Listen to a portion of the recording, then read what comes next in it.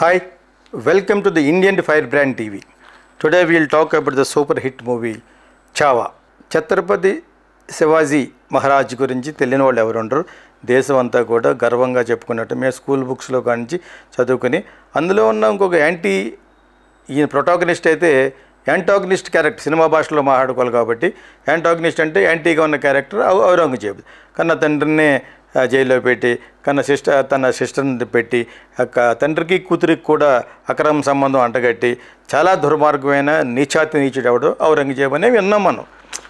కాకపోతే ఇప్పుడు ఏమన్నారంటే ఈ సినిమా వచ్చే వరకు, ఈ చావా అనే సినిమా వచ్చే వరకు చాలా వీడియోస్ వచ్చినాయి ఏంటి అబౌట్ ఛత్రపతి శివాజీ.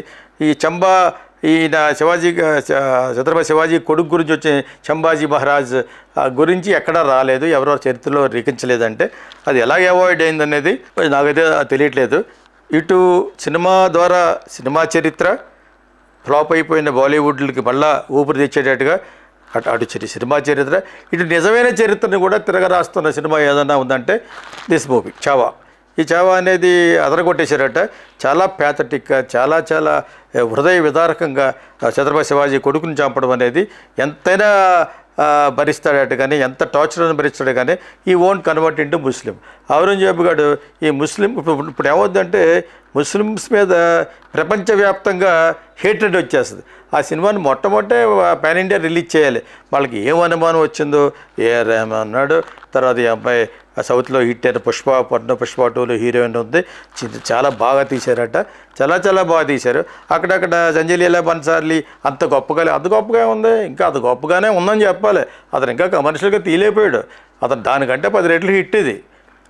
ఎవరికన్నా ఒకటి మన వాళ్ళు మార్క్ వేస్తే ఇంకా మార్క్ ప్రకారం వెళ్ళిపోతారు. సంజయ్ లీలా బన్సాలి నీట్గా తీసాడు సినిమాలు, అందుముందు అంత నీట్గా చేస్తే ఇప్పుడు మాట్లాడడం నీట్గా ఉంది. కచ్చాబుచ్చగా ఫైట్స్ గీట్స్ మొత్తం అతరగొట్టేశారట. కాకపోతే లాస్ట్ 40 మినిట్స్ మిస్ కావద్దు, చాలా బాగుంది అని అక్కడక్కడ బాగుంది. కాదు మిగతా అంతా కొంచెం స్లోగా ఉంది, కథ నేరేషన్లో కొంచెం స్లో అయిందని చెప్పారు. రివ్యూ కదా ఇక్కడ చెప్పడం మనం. దీని ద్వారా మన మోరల్ ఆఫ్ ద స్టోరీ ఏంటంటే ఈ ముస్లిమ్స్ అన్న వాళ్ళు ఇన్ఫ్లుయెన్స్ ద్వారా ఈ మొఘల్ ఎంపరర్ చేసిన అన్యాయాల ద్వారా మన చరిత్ర రాసిన వాళ్ళు కూడా ఒక ఛత్రపతి శివాజీ మహారాజ్ గురించి రాసేది తప్పితే వీళ్ళ అబ్బాయి గురించి ఎక్కడా రాయలేదు. ఎందుకు రాయలేదు అనేది ఇప్పుడు పెద్ద controversial and contradiction question in India internationally.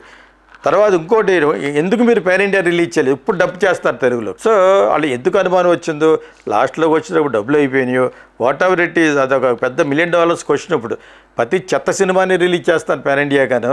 అది అంటే బాలీవుడ్ ఈ మధ్య దెబ్బతింటాం వాళ్ళు భయపడ్డారనమాట. ఇక మిగతా అన్ని భాషల్లో చేస్తే ఒక్కొక్క భాషకి 10-15 లక్షలు అవుతుందనుకున్నారు, అంతా కలిసి ₹1 కోటి అవుతుంటున్నారు. లాస్ట్లో ₹1 కోటి కక్కుర్తిపెట్టి చేయలేదు.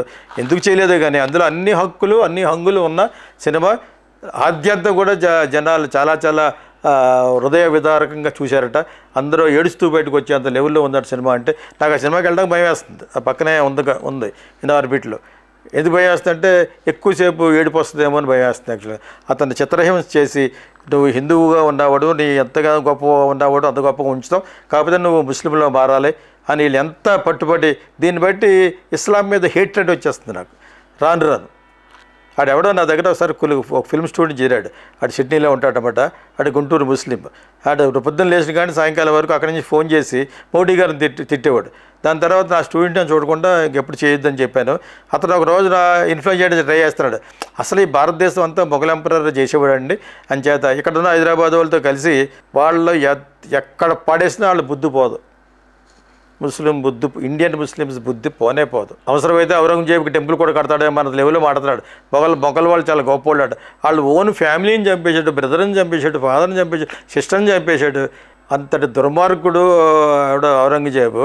టెంపుల్స్ని, కొన్ని వేల టెంపుల్స్ని, మన హిందూ టెంపుల్స్ పడగొట్టి వాటిని బాస్ కింద తయారు చేసిన చెత్త విధవ గురించి తెలిసినంత బాగా ఛత్రపతి శివాజీ గారి అబ్బాయి గురించి తిరిగిపోవడం అనేది చాలా బూత్ అది.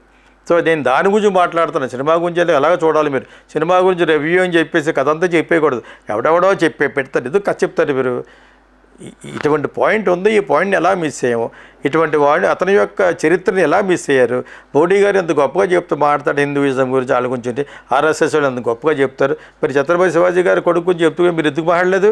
హిందూ ధర్మం గురించి అంతగా పోరాడి ప్రాణాలను కూడా వదిలేసిన ఒక పక్క నుంచి కొడతా ఉంటారట, చాలా చాలా ఘోరంగా తీశారట. అది అయినా కూడా నేను మారిన, నువ్వే మారు హిందువు కింద, అంత గొప్ప సంస్కృతి అని చెప్పేసి అటువంటి క్యారెక్టర్ని ఇటు మోడీ చెప్పలేదు, అమిత్ షా చెప్పలేదు, ఆర్ఎస్ఎస్ వాళ్ళు చెప్పలేదు. ఆర్ఎస్ఎస్ మాట్లాడితే పెద్ద హిందూ ధర్మాన్ని పైకెత్తేత్తనం అనుకునేవాళ్ళు. Why did they do it? ఈ 100 సంవత్సరాల నుంచి ఇది అసలు నాకు అర్థం అవ్వట్లేదు. అసలైన వాళ్ళని వదిలేసుకుని అంటే అటు అలాగే వేస్తే ఛత్రపతి శివాజీ మరాఠీ వాళ్ళు పైకి వచ్చేస్తారనా? అలా కాకపోయినా కూడా శివాజీ మహారాజ్ గురించి తెలియని స్టూడెంట్ ఉండరు. చిన్నప్పటి నుంచి ఒక పాట, అదేవిధంగా పాఠం ఔరంగజేబు కూడా చెత్త ఎదవని అందరికీ తెలుసు. కాకపోతే ఈ మధ్యలో ఉన్న వీళ్ళ ఛత్రపతి శివాజీ మహారాజ్ వాళ్ళ అబ్బాయి ఇంత గొప్పవాడు అనేది ఎక్కడ చెప్పిన దాఖలాలు లేవు, ఈ పుస్తకాలు లేవు, ఏదో 1 or 2 బుక్స్ తప్పితేనే. దాన్ని వీళ్ళు వెతికి ఈ పాయింట్గా తీసుకుని దాన్ని చూపించి అసలు హిందూ ధర్మాన్ని చేసే అప్లిఫ్ట్ చేసే సినిమా ఏదంటే ఇది. నిజాలు మాట్లాడారట, చాలా చాలా ఘోరంగా. విశాల్ కౌశల్ ఎవరు యాక్ట్ చేసేటతను ఈజ్ డూయింగ్ వెల్, ఫెంటాస్టిక్గా ఉంది అటు సినిమా. మధ్యలో ఎవడో ఒకటి చెప్పడం అంటే మధ్యలో కొంచెం స్లోగా అంటే ప్రతిదీ స్పీడ్గా ఉండదు. కొన్ని నేరేషన్లో ఇటువంటి బయోపిక్లు ఇటువంటి హిస్టారికల్ సినిమాలు చేసేటప్పుడు అక్కడక్కడ కొంత నేరేషన్ కొంత స్లో అవుతుంది. బట్ అదర్వైజ్ కథ చెప్పకండి, why are you telling full కథ. ఇంత గొప్పగా ఉంది అంటే సినిమాలకు వెళ్తారు, అంతే తప్పితే మొత్తం కథ చెప్పేసారు కొన్ని. ఎవడు వెళ్తారు సినిమాకి? కథ చెప్పను నేను ఎప్పుడు కూడా, చెప్పకూడదు. నా సినిమా స్కూల్ ఉంది కాబట్టి గీతాకృష్ణ ఫిలిం స్కూల్, దాని కింద ఆ ఆసక్తితో చూస్తారని చెప్పేసి, వింటారని చెప్పేసి అందులో కొన్ని పాయింట్లు చెప్తాం, అంతే తప్పితే వాళ్ళు తీసుకున్న ప్లాట్లో ఎవరు యాంటాగనిస్ట్ అంటే విలన్స్ ఎవరు ప్రొటాగనిస్టులు వాళ్ళు ఎవరైనా దాని గురించి చెప్తూ ఎంత గొప్పగా తీశారు, ఇంతకాలం ఎలా మర్చిపోయారు ఇటువంటి భయంకరమైన నిజాలు ఉన్న చరిత్ర అని చెప్పేసి చెప్పాలనుకునే ఈ వీడియో చేస్తున్నాను. Anyway, you all go and come with crying అనమాట. అందరూ ఏడుపుతో బయటకు వస్తారట, అంత గొప్పగా తీశారు cinema. Last 40 minutes what ever it is, it's a great film. We wish them all the best. ఆయన మొట్టమొదటి పాన్ ఇండియాగా ఎందుకు రిలీజ్ చేయలేదనేది అది నాకు ఒక $1 million question. All film lovers, here comes Geeta Krishna International Film School.